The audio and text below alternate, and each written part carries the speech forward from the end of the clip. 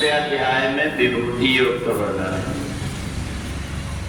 बुद्धिर ज्ञानम सम्मोह क्षमा सत्यम दमा समा सुखम दुखम भव भावो भयम चा भयमेव च।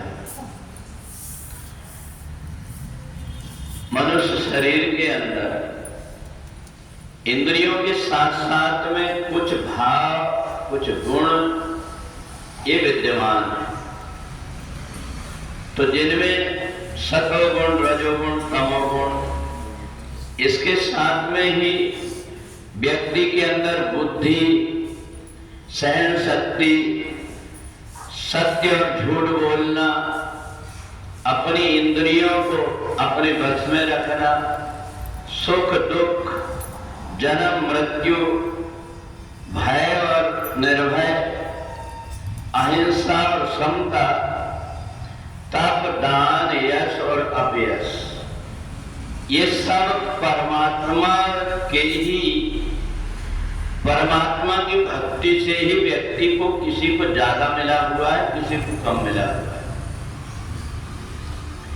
भगवान ने अगर मनुष्य बनाया है तो मनुष्य के हाथ में जो उंगली बनी है वो छोटी बड़ी बनी है।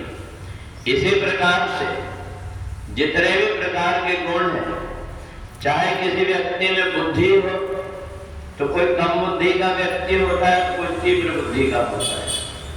कुछ व्यक्ति के जीवन में सुख ज्यादा आते हैं तो किसी के जीवन में दुख ज्यादा आते हैं। ये जितने प्रकार के भाव हैं इनको विभूति कहा गया है कि जो परमात्मा ने हर किसी को बांटा, जिसके भाग में जैसा था उसको उतना मिला हुआ है। तो ये जितनी भी चीजें हैं जीवन में, हर किसी के पास में एक सी नहीं है। तो इसको देख करके लगता है कि जिस प्रकार से जो व्यक्ति कर्म करता है उसके भाग में वो चीजें उतनी आ जाती है।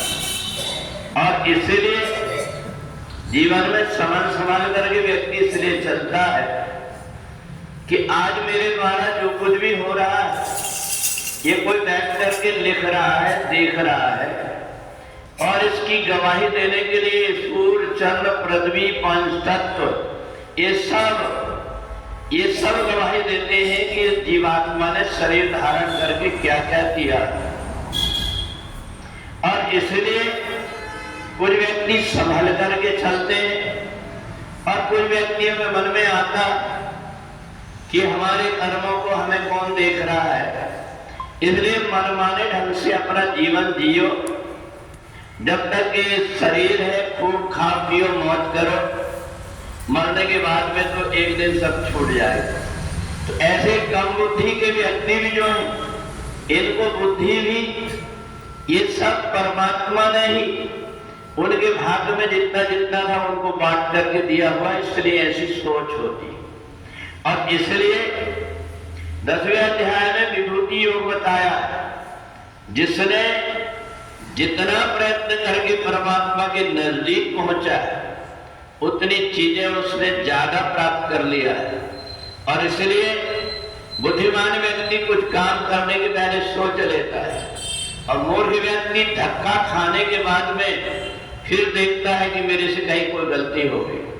तो इसलिए अपने जीवन के जितने प्रकार के भाव दिखाई दे रहे हैं, ये भाव चाहे कोई व्यक्ति बहुत ज्यादा झूठ बोलता हो या कुछ व्यक्ति को झूठ बोलना पसंद ना, किसी व्यक्ति के जीवन में बहुत सारे सुख आ गए परंतु कोई व्यक्ति उनके जीवन में सुख तो आ गए परंतु वो भोग नहीं पा रहा। ये सारी जितनी भी चीजें हैं ये सब चीजें हमारे कर्म से संबंधित है। और इसलिए जिसने जिस प्रकार के कर्म किया हुआ है उसका पैसा कैसे भरा हुआ है, और वही कैसे एक एक करके उसके सामने आते रहता है।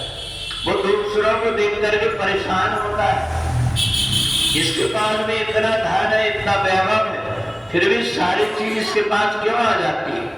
उसको ये पता नहीं कि दिव्य सुख संपत्ति बिना ही बुलाए धर्मशील पे जाए सुहाए। ऐसी अच्छी चीजें भी जब सुपात्र व्यक्ति को देखती है तो वह अपने आप चल करके उसके पास में आ जाती है। तो इसलिए भगवान का कहने का मतलब ये है कि दो प्रकार के रास्ते हैं, एक तो सुपात्र बनने की है और एक कुपात्र बनने की है।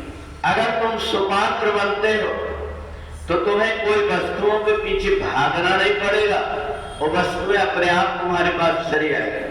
और यदि तुम कुपात्र बन गए तो कितना भी तुम प्रयत्न करो, अगर कोई व्यक्ति सूरज की तरफ पीठ करके और छाया को पकड़ने की कोशिश करता है तो छाया आगे आगे भागते जाते उसके हाथ में नहीं आती।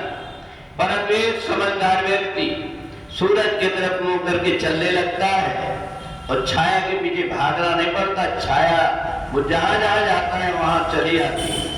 ऐसे जीवन के जितनी भी अच्छी चीजें अच्छे रास्ते में चलने लगो, अपने आप पीछे आने लगती है।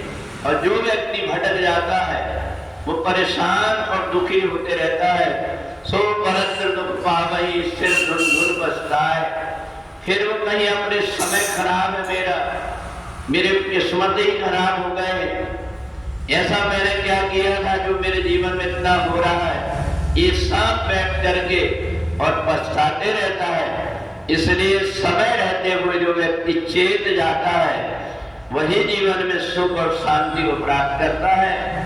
अन्यथा व्यक्ति मनुष्य शरीर प्राप्त करने के बाद में भी जानवरों जैसा ही व्यवहार करके अपना लोक और परलोक दोनों में डाले रहता है। बोले वृंदावन बिहारी लाल।